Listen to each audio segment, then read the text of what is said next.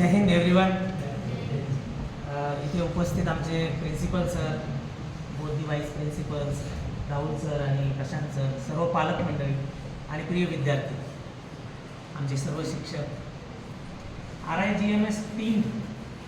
आज हे सर्व ऐकून आम्ही सर्वजण कुठंतरी हा उपक्रम सफल झाला असं वाटतंय. प्रिन्सिपल सरांनी तेच सांगितलं.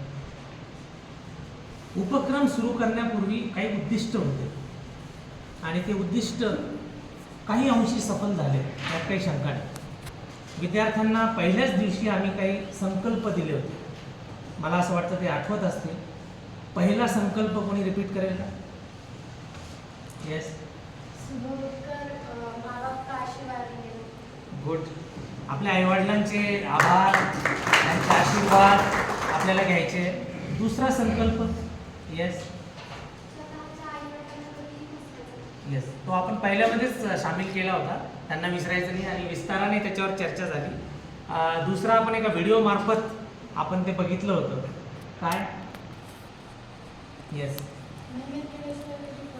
येस, मेहनत केल्याशिवाय फळ भेटत नाही आणि गिवअप करायचं नाही, सरेंडर करायचं, नेव्हर से डाय ॲटिट्यूड डेव्हलप करायचा. आपण संघर्ष करण्यासाठी तयार व्हायचं. जीवन हे संघर्षमय आहे, सुंदर आहे, याला ॲक्सेप्ट करायचं. सगळं सहज होईल अशा गाफील विचारांमध्ये राहायचं. आणि तिसरं आपण येस आपली किंमत वाढवायची, आपलं व्हॅल्यू वाढवायची.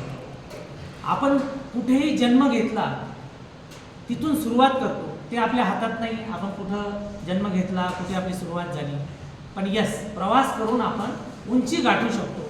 म्हणून आपली किंमत वाढवायची. आता किंमत वाढवणं तोच व्यक्तिमत्व विकास. नुसते स्वप्न पाहून होणार नाही. तर विद्यार्थ्यांना हा मी संदेश दिला. पालकांना मी विनंती करेल, त्यांना दररोज आठवण उठल्यानंतर चला दर्शन घ्या सगळ्यांची, तिथून सुरुवात करा. कारण तरच ते पुढे चालू राहील आणि त्यातून काय साध्य होईल हे 15-20 वर्षानंतर त्या कुटुंबाला जाणवेल. कारण व्हॅल्यू सिस्टम, कुठेतरी संस्कार हे घरात मूळतः रुजले पाहिजे. ते पूर्वी होते, ते मध्ये कुठेतरी लुप्त झाले आणि आपल्याला ते टिकवावं लागतं, पुन्हा आणावं लागतं. आज आपण बऱ्याच विद्यार्थ्यांनी जे मनोगत व्यक्त केलं त्यातून हे जाणवलं की मनुष्य हा मशीन बनतोय, पण अजूनही त्याची ओरिजिनॅलिटी आहे, भावना आहे. आपल्या जून ते मार्चपर्यंतच्या विद्यार्थ्यांच्या जीवनामध्ये, शैक्षणिक वर्षामध्ये IQ आणि CQ, कम्युनिकेशन कोशंट आणि इंटेलिजंट कोशंट, यावर खूप भडीमार आहे आणि कुठेतरी मशीन बनतोय माणूस. आणि हा जो छोटा प्रयोग होता 21 दिवसाचा, त्यात आपल्याला त्याला माणूस म्हणून रिमाइंड करायचं होतं की तू एक व्यक्ती आहे, तुला भावना आहे आणि या भावना तुला खूप मोठं करते. कारण मशीन आणि मनुष्य यात फरक आहे आणि तो फरक फक्त ह्या EQमुळे, इमोशनल कोशंटमुळे दिसून येतो. आपल्याला त्या भावना जागृत करायच्या. आयुष्य हे फक्त शिक्षण म्हणजे एज्युकेशनल प्लॅटफॉर्मवर आपण डॉक्टर बनायचं, इंजिनियर बनायचं, नीट करायचं, JEE करायचं, NDA करायचं, काहीतरी स्पर्धा परीक्षेत कुदायचं, हा एक भाग आहे.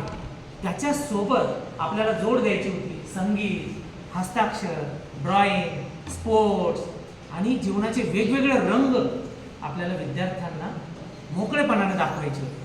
थोडासा प्रयत्न केला आम्ही. त्याच्यात भरपूर रंग अजून कुटुंब म्हणून आपण ॲड करू शकतो. ते कंटिन्यू राहायला पाहिजे. कारण आजच सकाळी लोकमतमध्ये पुन्हा एक दुःखमय न्यूज आहे की राजस्थान कोटाला जे एक नीट आणि JEEचं सेंटर आहे, खूप मोठं सेंटर, तिथे स्पर्धा परीक्षेची तयारी करताना आज पुन्हा एका विद्यार्थ्याने आत्महत्या केली. आजचीच न्यूज. पुन्हा दुःख वाटतं असं काही वाचल्यावर. मग आपण आपल्या विद्यार्थ्यांना, आपल्या पालकांनी पाल्यांना काय घडवायचं आहे, शिक्षकांनी मुलांना काय घडवायचं आहे, तर त्यांना सक्षम घडवायचं आहे, शारीरिक दृष्टिकोनातून आणि मानसिक दृष्टिकोनातून.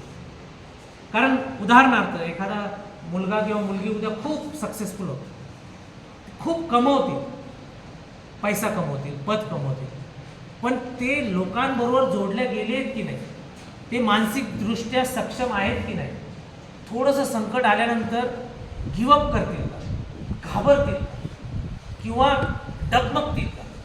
तसं झालं तर आपलं शिक्षण फेल. कुठेतरी आपण पालक म्हणून फेल.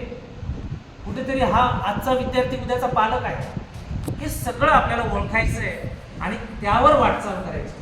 कारण उन्हाळ्याच्या सुट्टीमध्ये आपण आपल्या नातेवाईकांना भेटणं, लग्न कार्य वगैरे या सगळ्या माध्यमातून माणूस म्हणून जगायचं, हा आमचा एक केविलवाणा प्रयत्न होता. आम्ही त्यात मला असं वाटतं 10% प्रयत्न केले, पण अजून खूप काही करायचं. समाजामध्ये चांगली पिढी घडावी हाच एक प्रामाणिक उद्देश आपल्या सर्वांचा आहे. पालकांनी जो विश्वास दाखवला त्यातून आम्हालाही बळ मिळालं की येस, बऱ्याच लोकांना वाटतं आपली मुलं घडावी. आता प्रिन्सिपल सरांनी मृण्मयीबद्दल बोललं किंवा आपण सर्वांनी ते विटनेस केलं. तिने आज मराठीत भाषण केलं, मला नवल वाटलं, पण ते मराठीचं भाषण तिच्या इंग्रजी भाषणापेक्षाही खूप उत्तुंग वरच्या शिखरावर होतं. तिचं इंग्रजीचं भाषणही उत्कृष्ट असतं, तिची दोन्ही भाषेवर पकड आहे आणि हिंदीत पण असेलच. असंच बाकी विद्यार्थ्यांचाही विकास आम्ही बघत होतो. इथे छोटी छोटी मुलं तिथून उठून इथे एक 4थीचा मुलगा मानव येऊन बोलतो, ही खूप मोठी प्रगती. बऱ्याच जणांना ती आयुष्यभर हिंमतच येत नाही समोर येऊन बोलण्याची. ही जस्ट सुरुवात आपल्याला करायची होती, ते बीज रोवायचं होतं, त्यांच्या मनात एक कॉन्फिडन्स द्यायचं होतं. हे सर्व करताना आम्हाला आनंद भेटतो. आमची पूर्ण टीम, साळुंके सर इन्चार्ज होते, पण सोबत पूर्ण टीम राबत होती. सर्वांचे मनपूर्वक मी कमांडंट म्हणून आभार मानतो, पालकांचे आभार मानतो की तुम्ही या प्रोग्राममध्ये सामील झाले, तुमच्या मुलांना तुम्ही इथे पाठवलं. कारण एक सैनिक म्हणून पण मला बोलावं वाटतं, येणारा काळ हा बॉर्डरवर संघर्ष कमी आहे. पाकिस्तान आणि चीन पासून लढाई आपण सहज जिंकू, पण कुटुंब व्यवस्था, समाज व्यवस्था ही लढाई आपण हारण्याच्या मार्गावर, आपण देश म्हणून हारण्याच्या मार्गावर. कारण जर वृद्धाश्रम वाढतील, अनाथाश्रम वाढतील किंवा घरांमध्ये बिल्डिंगी मोठ्या झाल्यात पण लोक कमी झाले किंवा जे आहेत ते एकमेकांशी नीट वागत नाही, मग आपण देश म्हणून कोलमडणार आहोत. ही एक भीती एक सैनिक म्हणून मला वाटायला लागली. म्हणून असा उपक्रम. आणि आजच एक बसल्या बसल्या जेव्हा सगळेच बोलत होते हा उपक्रम चांगला आहे किंवा प्रयत्न चांगले झाले, मला असं वाटतं पुढच्या वेळेस आपण RIGMS टीम पूर्ण शिक्षक आणि प्रिन्सिपल, व्हाईस प्रिन्सिपल, पुढच्या वेळेस असं वाटतं की पालकही बोलवावे आणि विद्यार्थीही बोलवावे 21 दिवसासाठी, 15 दिवसासाठी किंवा 7 दिवसासाठी. आणि पालकांचाही उपक्रम काही